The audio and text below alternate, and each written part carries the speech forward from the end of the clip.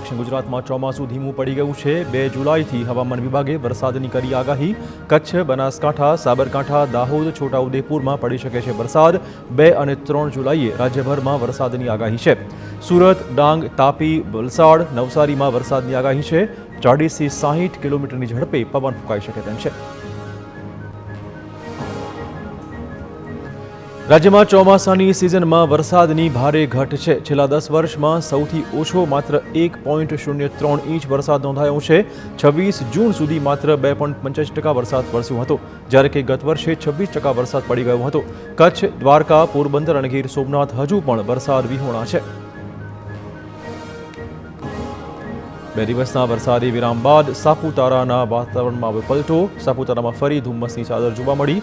Table point અને sunrise point પર વાદળો ઉતરી આવ્યા હતા। કુદરતી સૌંદર્ય માણવા પ્રવાસીઓ ઉમટી પડ્યા છે। ઘાટ માર્ગ પર વાહન ચાલકો માટે ડ્રાઇવિંગ કરવું મુશ્કેલ બની ગયું। ચાલુ વર્ષે ચોમાસું ખેંચાતા તમામ ખેતીના પાકોને થશે અસર। ખેડૂતો અને ઉદ્યોગકારોને સતાવી રહી છે ખેતીમાં નુકસાન થવાની ભીતિ। નવસારી, સુરત, તાપી અને વલસાડ જિલ્લાઓમાં ડાંગરનું ઉત્પાદન કરતા ખેડૂતો મુશ્કેલીમાં મુકાઈ ગયા છે। સમયસર વરસાદ નહીં પડે તો ડાંગરથી માંડીને પૌવા ઉદ્યોગ પર પડશે માઠી અસર। અમરેલીના કોવાયા ગામે હુમલો કરી પ્રકાશચંદ્ર નામના માણસને ફાડી ખાનાર સિંહને અપાઈ છે સજા। ઘટનાની તપાસ બાદ હુમલો કરનાર સિંહોને આજીવન કેદની સજા સંભળાવાઈ છે। 4 સિંહોને સક્કરબાગ ઝૂ ખાતે રાખવામાં આવશે। સિંહોએ માનવ માંસ આરોગ્ય હોવાથી સજાનું એલાન કરાયું છે। આ ઘટના બાદ યુવકનું માથું અને પગ અલગ અલગ વિસ્તારમાંથી મળી આવ્યા હતા। વડોદરાના આજવા રોડ પર તસ્કરનો તરખાટ। તસ્કરોએ બંધ મકાનને નિશાન બનાવ્યું। માત્ર 10 મિનિટમાં તસ્કરો ચોરી કરી ફરાર થઈ ગયા। ઘરનું તાળું અને કબાટનું લોક તોડીને કરી ચોરી। 1 લાખ રૂપિયા અને 86,000ના સોના ચાંદીના દાગીનાની ચોરી કરાઈ છે। મકાન માલિકે પોલીસ ફરિયાદ નોંધાવી છે। પોલીસે સીસીટીવીના આધારે આ કેસમાં તપાસ આરંભી છે।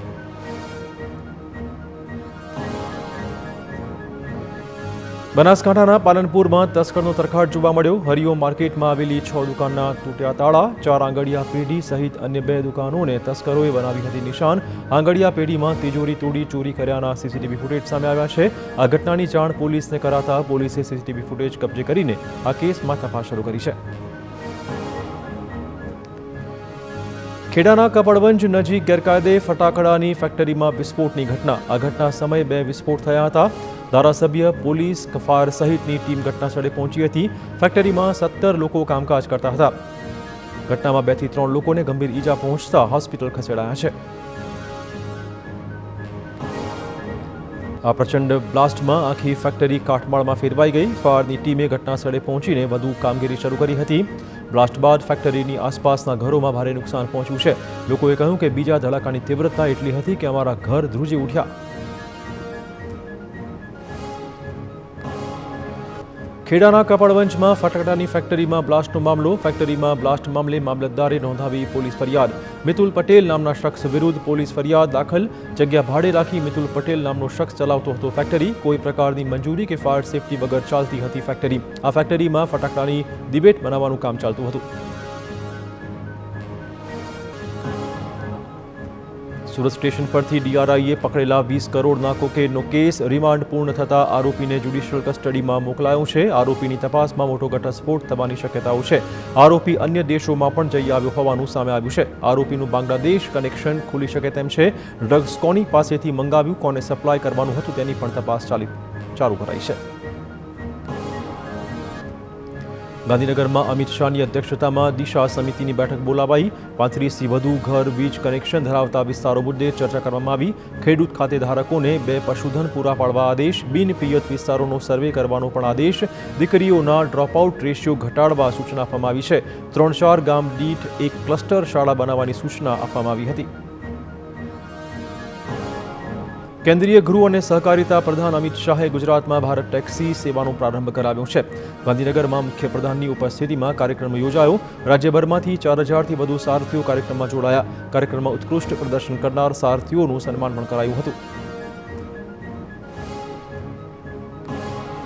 રાજ્યના 14 મુખ્ય શહેરોમાં થશે ભારત ટેક્સીનો પ્રારંભ। ગુજરાતમાં 1.5 લાખથી વધુ સારથી અને 6 લાખ ગ્રાહકો જોડાયા। ભારત ટેક્સી અને વિવિધ સંસ્થાઓ વચ્ચે કરારો પર હસ્તાક્ષર કરાયા છે। ટેક્સી સહકારી મોડેલથી ડ્રાઈવરને મળશે આર્થિક સશક્તિકરણ। પોતાના સંબોધનમાં અમિત શાહે કહ્યું હતું કે વિદેશી કંપનીઓએ પોતાના નફા માટે ચાલકો અને લોકોનું શોષણ કર્યું છે. સહકાર મોડેલ પર ટેક્સી લાવવાથી આ શોષણ બંધ થશે. ભારત ટેક્સીનો વિચાર સારથી અને ગ્રાહકોનું શોષણ ન થાય પરંતુ સન્માન થાય તેવો છે. સુમુલ ડેરીની બોર્ડ ઓફ ડિરેક્ટર્સની ચૂંટણી પહેલા વિવાદ. કોંગ્રેસના પ્રદેશ મહામંત્રીએ કથિત ભ્રષ્ટ ડિરેક્ટરની ઉમેદવારી રદ કરવા માંગ કરી વાંધા અરજી રજૂ કરી છે. ચૂંટણી અધિકારી સમક્ષ 1000 કરોડની કથિત ગેરરીતિ સામે વાંધો ઉઠાવાયો છે. ગેરરીતિ કરનારા ડિરેક્ટર્સની ઉમેદવારી રદ કરવાની માંગણી કરી છે. વડોદરાની ડભોઈ નગરપાલિકાએ દૂષિત પાણી ધર્મપુરી ગામ તરફ લઈ જવાતા હિલચાલ કરાતા ગામના લોકો નારાજ થઈ ગયા છે. નાદોદી ભાગોળ બહાર ચૌતરિયા પીર નજીક પસાર થતી ગટરનું પાણી વાળવા સાયફન તૈયાર કરાયા છે. ગટરનું પાણી ગામ પાસે છોડવામાં આવશે તો ખેડૂતોની જમીનને નુકસાન થવા ઉપરાંત રોગચાળો ફેલાવાનો ભય છે. પાલિકા નિર્ણય નહીં બદલે તો લડત ચલાવાશે.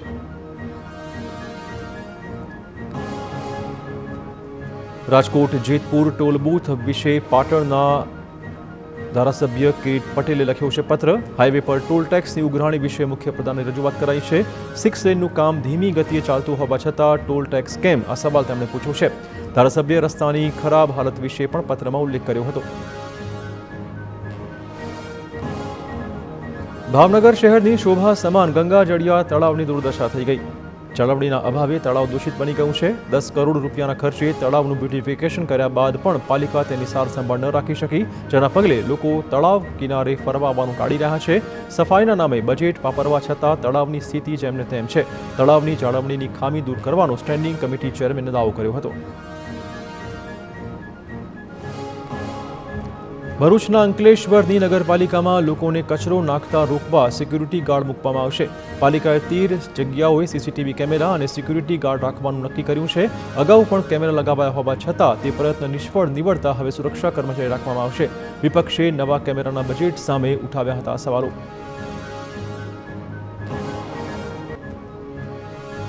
ગીર સોમનાથમાં સ્વદેશી હાટમાં જમ્યા બાદ થયું ફૂડ પોઈઝનિંગ.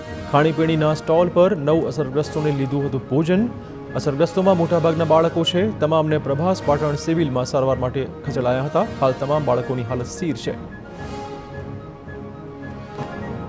અમદાવાદમાં ફાયર સેફટી નિયમના ભંગ બદલ કડક કાર્યવાહી કરાઈ. ફાયર વિભાગે 154 હોટેલ્સ અને 62 શૈક્ષણિક સંસ્થાઓને નોટિસ ફટકારી છે. 13 હોટેલ અને એક શૈક્ષણિક સંસ્થાને ફાયર સેફટીના અભાવે સીલ મારી દેવાયું છે. ફાયરના નિયમમાં ઉલ્લંઘન થતું હોવાથી તકેદારીના પગલા સ્વરૂપે શહેરના અલગ અલગ 7 ઝોનમાં કરાઈ હતી કાર્યવાહી. બનાસકાંઠાના ડીસામાં ભણસાળી હોસ્પિટલ નજીક ક્લોરીન ગેસ લીકેજ થતાં અફરાતફરી મચી. ગેસને પગલે લોકોને શ્વાસ લેવામાં તકલીફ પડી હતી. તીવ્ર ગંધ અને ગુંગાળામણના કારણે સ્થાનિકોમાં ગભરાટ ફેલાયો હતો. ફાયર બ્રિગેડની ટીમે તાત્કાલિક સ્થળ પર પહોંચીને પાણીનો છંટકાવ કરી ગેસની અસર હળવી કરી હતી.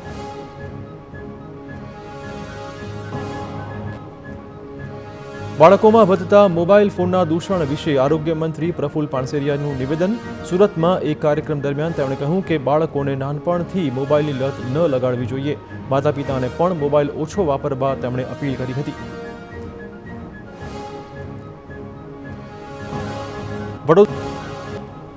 નર્મદા જિલ્લાના દેડિયાપાડામાં 108 એમ્બ્યુલન્સની ટીમે કરી સરાહનીય કામગીરી. વરસાદ વચ્ચે દર્દીને જોડીમાં લઈ જઈ જીવ બચાવાયો. ભારે વરસાદ અને કાદવમાં 108 સ્થળ સુધી ન પહોંચી શકી. કર્મચારીઓએ દર્દીને જોડીમાં લઈ જઈ એમ્બ્યુલન્સ સુધી પહોંચાડ્યો હતો.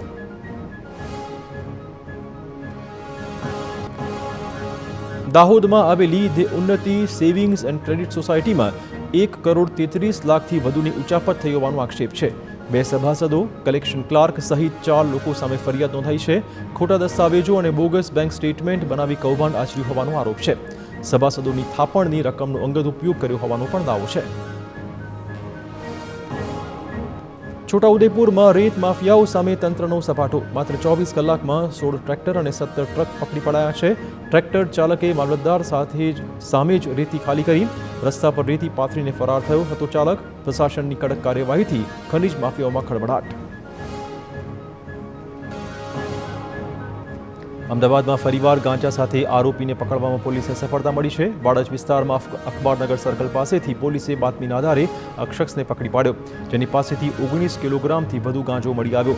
તપાસમાં આરોપીની સતીશ મહેતા તરીકે ઓળખ થઈ હતી.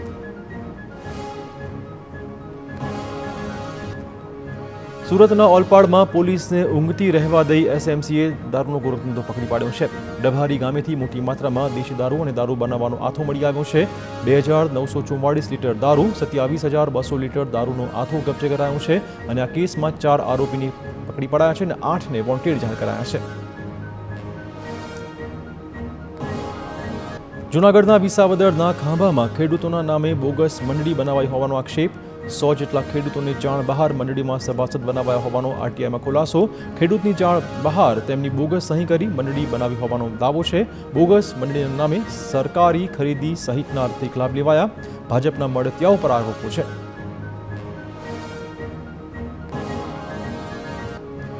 રાજકોટના શાહપર વેરાવળમાં થયેલી લૂંટમાં ગ્રામ્ય પોલીસને મળી સફળતા. 2,47 લાખની લૂંટના કેસમાં 3 આરોપીની ધરપકડ. લૂંટમાં સંડોવાયેલી ગેંગ મધ્યપ્રદેશની હોવાનું સામે આવ્યું છે. શાહપર વેરાવળના એક મજૂરે લૂંટનું ષડયંત્ર ઘડી હોવાની વિગતો. લૂંટમાં સંડોવાયેલા આરોપીઓ સામે પોલીસે હાથ ધરી તપાસ. નવસારી ક્રાઇમ બ્રાન્ચે ચડ્ડી બનિયાનધારી ગેંગનો પર્દાફાશ કર્યો છે. દાહોદ જિલ્લાના લીમખેડા તાલુકાના 3 આરોપી પકડી પડાયા. ગુજરાતભરમાં 24 જેટલા ગુના આચર્યા હતા. આરોપીઓ દિવસભર મજૂરી કામ કરતા અને રાત્રે ચોરી કરતા હતા. જલાલપોર વિસ્તારમાંથી આરોપીની 25,000ના મુદ્દામાલ સાથે કરાઈ છે ધરપકડ.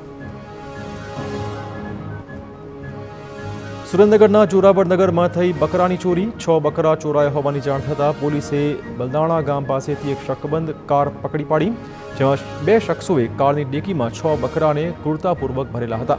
પોલીસે બંને શખ્સોને પકડીને મુદ્દામાલ કબજે કર્યો છે.